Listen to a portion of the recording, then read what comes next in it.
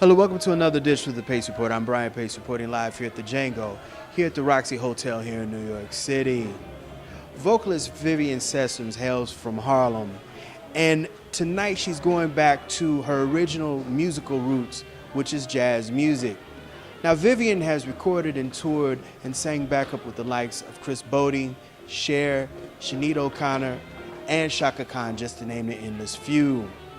She's got a new recording which is coming out in December titled Life, and some of the killer musicians on this album range from Cedric Mitchell, Billy Kilson, Mark Whitfield, Keon Harold, and Gregoire Moiré. Tonight she's performing music from this new album, and I had a chance to sit down to break bread with her to talk about why she decided to leave the R&B world and come back to her original roots, which is jazz music. We also talk about her origins growing up in Harlem, how her mother and father instilled music upon her, as well as talk about and reflect the musical legacy of vocalist Nancy Wilson, who happens to be her aunt. So sit back, relax, and enjoy highlights of the official record release for Life.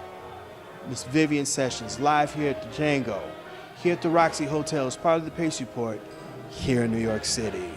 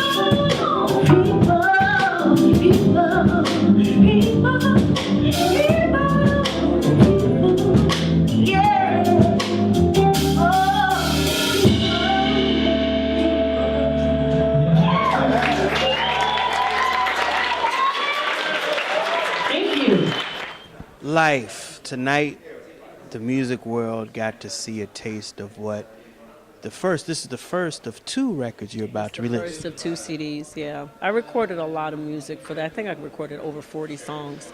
So I decided, and the two records doesn't even come close to 40, but I decided that it probably should be on a double album and I should put more of the music out. And I hadn't put a record out in a very long time, and I was very happy with a lot of the music, so I decided to put two records out. So yeah, this was just a taste tonight. I haven't been out in the public, so to speak, for, a very long time since my last record. So today I just wanted to have this listening party and allow press to come in and preview the record before everyone else, and just do a few little choice songs from the record, just shortened, condensed, just for you guys to get a taste of what it's about. Now, the viewers are going to get a really, really big surprise because this is really your first foray doing a jazz record. It is. It's my first foray. I mean, I've been singing jazz my whole life, but this is my first time recording a jazz album. But my thought was that I feel that so many great artists have left the blueprint for us.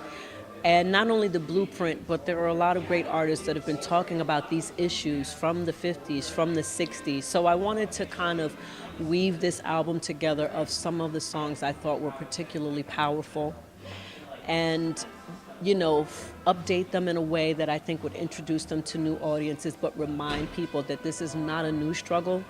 It's a struggle that's been ongoing and that we have to be diligent. And I also wanted to make it to support the people who are out here now fighting the fight, because we're seeing so much change and upheaval right now, and I feel like black people are just doing the damn thing right now. We have in a moment, and black people are popping up all over the place and, you know, getting seats at the table, and this record is to remind them to keep going, to keep going, moving forward, to encourage them to, you know, show solidarity and support, but also to remind people that the fight is not over, you know, so. You know, back in the 60s and 70s, people of color, artists like Stevie Wonder and Curtis Mayfield and Donny Hathaway, Bill Withers, they had a way of communicating the ills of what was going on. Yes. You kind of came back and kind of reiterated this to a new generation of listeners. That was absolutely my point. And I'm a very prolific writer. I write all the time, but I purposely did not want to write all the songs on this album. I wanted to choose songs by the artists that I love because I love them, but also for the messages that they gave. For instance, on this album, I actually do a recording of As, the song by Stevie Wonder. But it's done so differently, you probably won't recognize it because it's almost done in a kind of an Eastern Indian way. Then it goes into a rock vibe or whatever. But I feel like what he said in that song was potent and powerful, which is like that we are a beautiful people and that, you know, the world must recognize that karma comes back. You know what I mean? And this country, I think, is due for some karma. You know, so, but yeah, I tried to choose songs that either are beautiful to me or have, you know, particular meaning in that way, you know, so. You know, I'm watching you do Billy Strayhorn's Lush Life, and Billy wrote that when he was 16 years old. That's right. And Can you imagine? Well, he was ahead of his time. He was very ahead of his time. Very, very ahead of his time. He was a Sagittarius too. Hey, but he's one of my favorite composers. I think his sense of harmony and melody are, I think, maybe, I won't say they're unparalleled, but there are not many like him. He's really special and unique, and that song is, you know, just the creme de la creme for me. And he really was the backbone of Duke Ellington. He really was. He really was. And I think maybe people know it now, but there was a time in history where I think people didn't really understand how much Billy Strayhorn contributed to what Duke Ellington was doing. And not to take anything from Duke Ellington, because he was great on his own when he found, you know, Billy Strayhorn. But what Billy Strayhorn was doing was just so deep and so different. It really changed what Duke was doing, I think, harmonically. You know what I mean? And, you know, like A-Train, that's a song that was written by Billy that he never ever got credit for. You know what I mean? That is known to this day to be something that was composed by Duke Ellington, but it really wasn't, you know? Yeah, and he's just so many, you know, just gorgeous music, that man. I love him. His sense of arranging, all of it. Even today, still very fresh, you know? So. I used to visit all the very gay places, those come with me places where one relaxes on the axis of the wheel to get the feel of life from jazz and cocktails. Then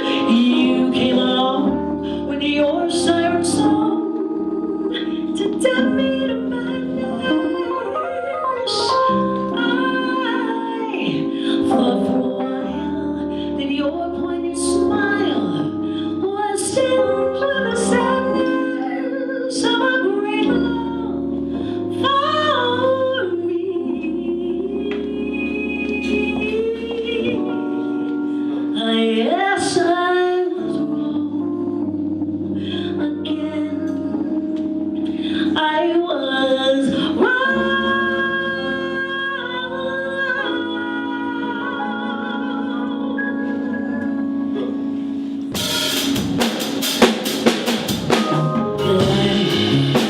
is lonely again, but only last year everything seems so sure. Now life is awful again, a trial of hearts could only be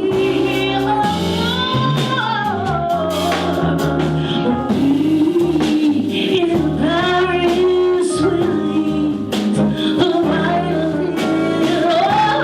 Oh, I carried tonight in spite of me. I'll forget you, I will, while yet you are still burning inside my brain.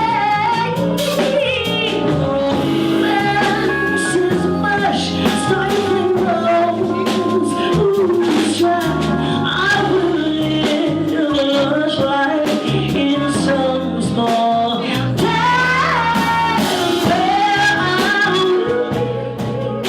while I rock with the rest of those whose lives are lonely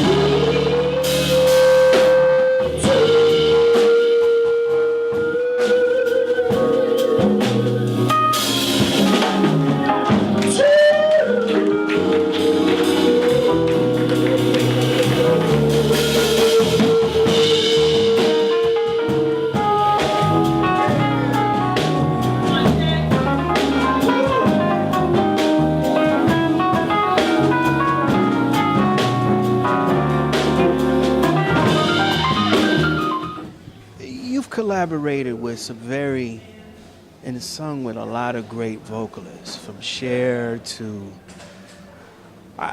your track record is just insane. What made you want to just leave the R&B and the rock world and come diametrically back to the roots? Because you're from Harlem. We're gonna go into that in a second. Yeah, yes, I am. What made you go right back to where the music began? I never, intended to be singing backgrounds forever. Never in my life did I. But about 10 years ago, maybe not 10, maybe more like 7 or 8, I just made a choice and decision to just be like, this is it. I'm going on my own. I actually got fired from a gig, if you can believe it. I won't tell who, but it sort of was a wake-up call for me. And I view things like that as a signal, you know what I mean? As the universe or God or whatever you believe in, just giving you that little push and that reminder that, now is your time, if not now, when, But I've been recording and writing my entire life. And I started writing when I was 14. And my last record has songs that I wrote when I was 14 on it. Of course, I wasn't 14 when I put it out, but I just always had this desire to express myself musically in that way. And I think I have something to say. And I've always been a political artist. I've always been talking about Black lives and Black people before we had the term Black lives. I've always been talking about police brutality. And I've always been singing about race and things of that nature, yeah. When you dived into Sea Lion Woman, I had that record, Nina Simone. In fact, that was the album with Don't Let Me Be Misunderstood. Yeah. That's a great record. That's a great record. That's a classic right there. Yeah. What made you go into that? Because Nina was all about the empowering Black women, Yes. empowering the social causes, and she was also about the art. In fact, I think without her, there could never have been a Roberta Flack. I completely agree with that. I totally see why you say it. I think that, I mean, you know, there are a lot of songs that she's done that are also political that I could have done on this record, but I didn't want the whole record to be about politics and about race. So I chose that one, but I also really also loved that song and thought it was really funky and thought I could do something real fun and hip with it, you know what I mean? And really use for the first time horns and strings. I have like horns on this album, I have live strings, I've got live harp. So I really wanted to dig in that way and have horns and do fun stuff, you know what I mean? I wanted to keep the record balanced though of, you know, the right amount of standards and the right amount of newer songs, the right amount of, you know, protest songs, but the right amount of love songs, fun songs, you know, stuff that I think reaches us, you know, as a black people, you know. So yeah, that's why I chose it. But I love her, Nina Simone. I adore her, and I'm just starting to get into like Betty and Betty Carter, and like in the last 4 or 5 years or whatever, and learning so much from these women, incredible amounts from them. And one more person that I think contributed to Roberta Flack was Shirley Horn. Yes. Shirley, because the thing with Roberta, less is more. Yes. And those Shirley was very much less is more too. But I feel like Roberta Flack is like in the middle of Shirley and Nina, if you get my drift. Like, you know, she can get like, you know, when she's talking about just different songs when she's talking about the preacher, you know, Yes. and all of that stuff, you know, to me that's more like going in the Nina direction, you know what I mean? And then there's others where she's more in the Shirley Horn. But yeah, I mean, she's absolutely unique unto herself. But yeah, I feel you. Women pianists and yeah. Mm-hmm. This is called I Can't Breathe.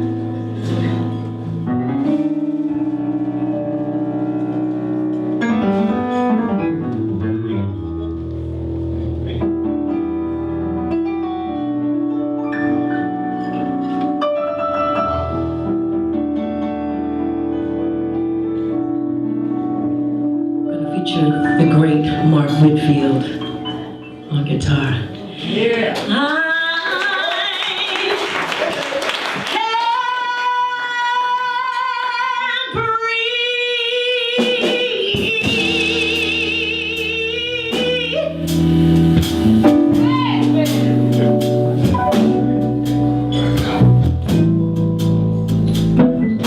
My heart is filled with fear.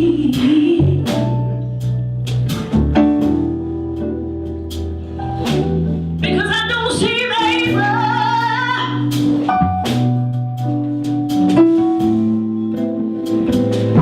to catch my breath when you're not here.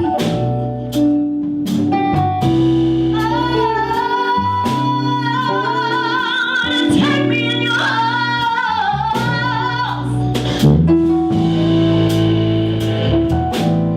and tell me all will be well.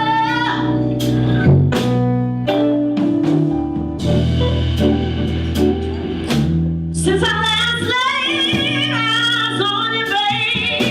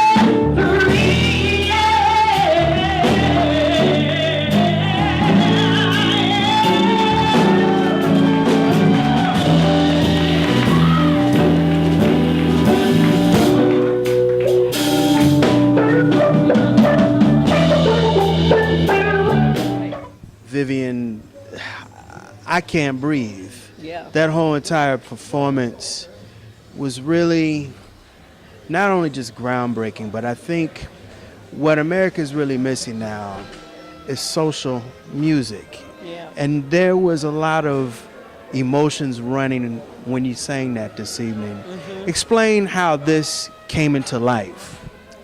Well, it came to life just watching Erica Garner. I just thought she was incredibly brave. You know, I mean, we all were very stricken by seeing what happened to Eric Garner and, you know, so many others.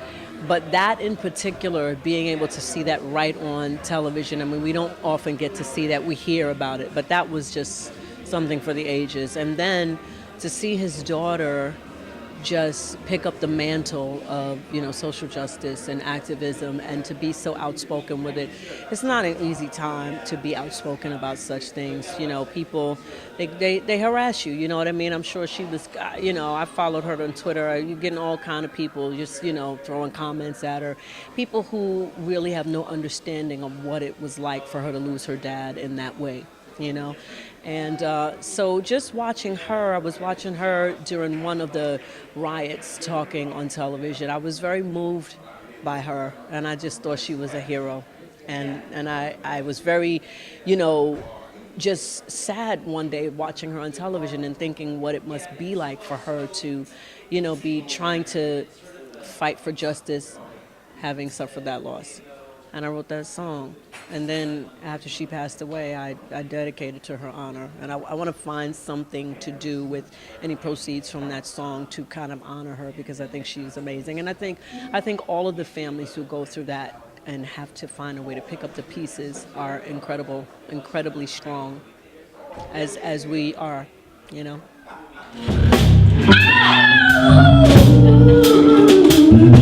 You know that.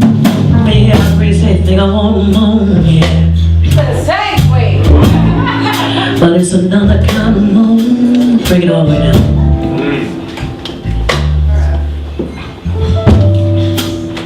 It's another kind of moan. 'Cause it's another kind of pain. If you just went away, I could see you one more time. But you're not here anymore, and I don't know what to do about it. And how do I make my kids continue to have faith in the world when they see such ugly things? And I'm trying to convince them that the world is a good place. To live their life, I wanna live their best life. But it's fucking scary out here, and I don't know what to tell them. Do I tell them don't go out by yourself? Well, I wanna tell my son don't go out by yourself. He's a man. He should be able to go anywhere he wants. But still I fear, I'm so afraid for his safety. I watched that young girl on the TV out there preaching to everybody who to listen about equal rights, about civil rights, about what's right. With a broken heart, oh, you know her heart was broken. Yes, it was. Let's talk about Harlem. Let's talk about it. Harlem is very, very special to me, Me too. It's Me very too. special to the world because we have literary, we have religion, We have music, clothing. film, Am I missing anything else? Theater, just politics? politics. We got it all. Harlem has it all. And I think, you know, it's iconic. It's just one of those iconic places, you know what I mean? And it's, for a while, you know, I moved away from Harlem. It's like, oh, Harlem, I'm not going back to Harlem. But I'm always drawn back to Harlem. I always go back to Harlem. I was up in Harlem for Harlem Week, and they were celebrating Aretha Franklin like only Harlem can. You know what I mean? I mean, Harlem, can you imagine being in the streets of Harlem when Obama got elected. I mean, you know, there are just amazing times and things that have happened in Harlem that can't happen anywhere else. It's just a special place, and it's known the world over. I go anywhere in the world and say I'm from Harlem. People are like, oh my God, that, you know, they just can't believe that. You know what I mean? It's one of those places. Your mother and father were musicians, astute musicians, and your aunt is a maverick in the whole game of jazz vocals, Nancy Wilson. That's true. Tell me what she imparted to you, what she means to you, and what she means to the world of female vocalists. I think that she is, first of all, a spectacular voice, a spectacular singer. To me, she epitomizes what the 60s were about in terms of class, elegance, style, when women still dressed. She was a gorgeous woman. She could sing anything.